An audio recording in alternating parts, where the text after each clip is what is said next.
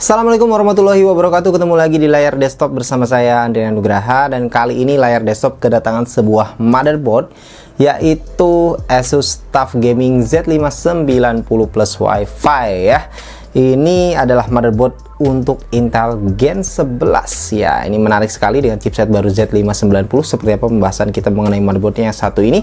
Sebelum kita mulai, bagi teman-teman yang belum subscribe channel layar desktop, bisa diklik dulu tombol subscribe-nya dan juga tentu saja loncengnya sekalian ya, untuk terus support channel ini ke depan agar lebih baik dan lebih berkembang lagi. Oke, Asus TUF Gaming Z590 Plus Wi-Fi ini seperti apakah? Ya, kita lihat lebih dalam.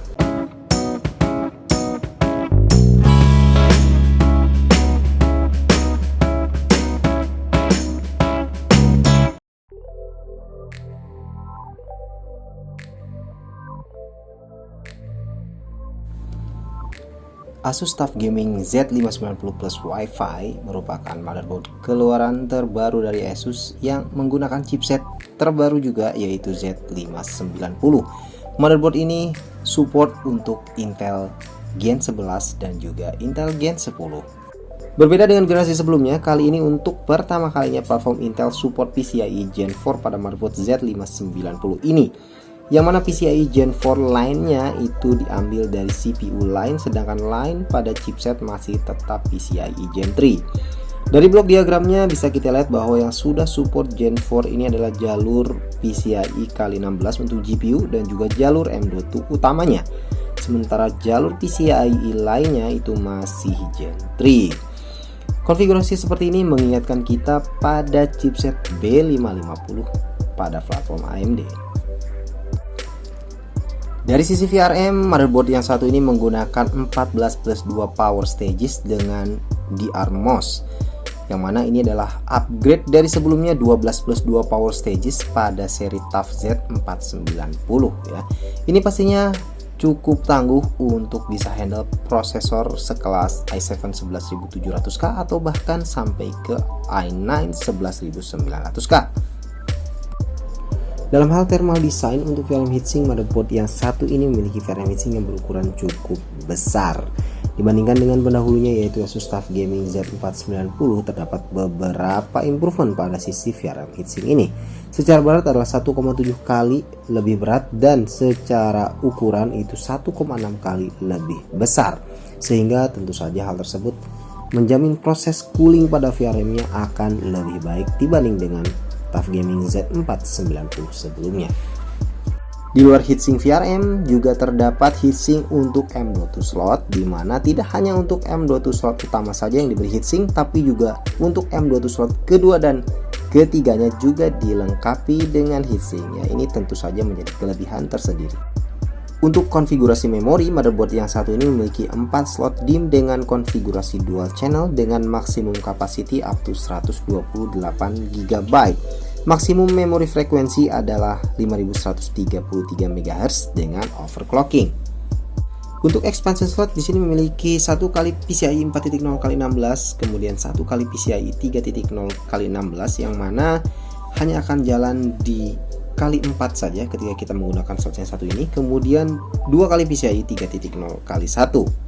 Sementara untuk urusan storage terdapat 3 slot M.2 yang mana slot utamanya adalah M.2 Gen 4, sedangkan 2 slot lainnya masih Gen 3. Di luar itu terdapat 6 slot SATA 6 Gbps yang mana 2 menghadap ke samping dan 4 menghadap ke atas.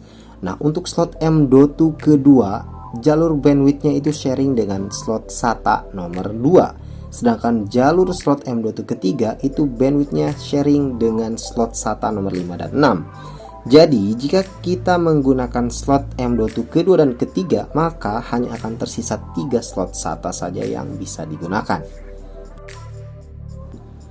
Motherboard ini menggunakan 8+4 CPU power connector yang oleh Asus disebut 8+4 Pro Cool Connector dengan solid power pins.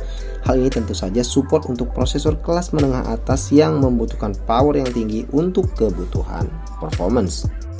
Untuk internal konektor lainnya terdapat 1 CPU fan connector, 1 I/O pump connector, 3 kali sistem fan connector yang cukup banyak ya.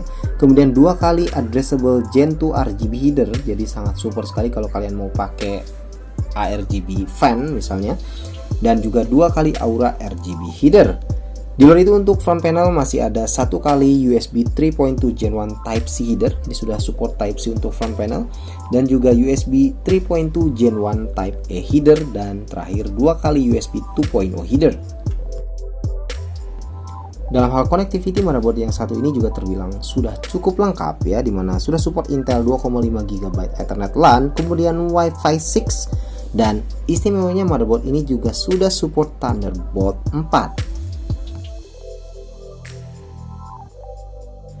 Fitur AI noise cancelling juga tetap hadir di motherboard yang satu ini, sebagaimana menjadi keunggulan dari motherboard Asus lainnya. Dengan fitur ini kita bisa mengurangi noise tanpa berpengaruh signifikan terhadap performance pada saat gaming.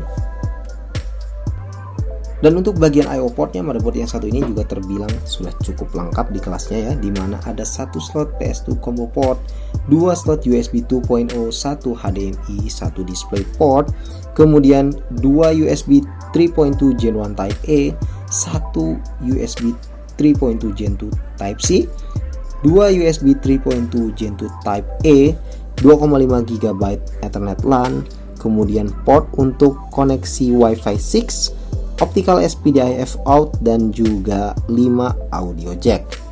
Ya, kalau kita perhatikan dari fitur-fitur yang ada di dalam motherboard yang satu ini, dan tentu saja secara keseluruhan spesifikasinya, ini bisa menjadi salah satu opsi bagi teman-teman yang akan merakit PC dengan Gen 11 di sini ya.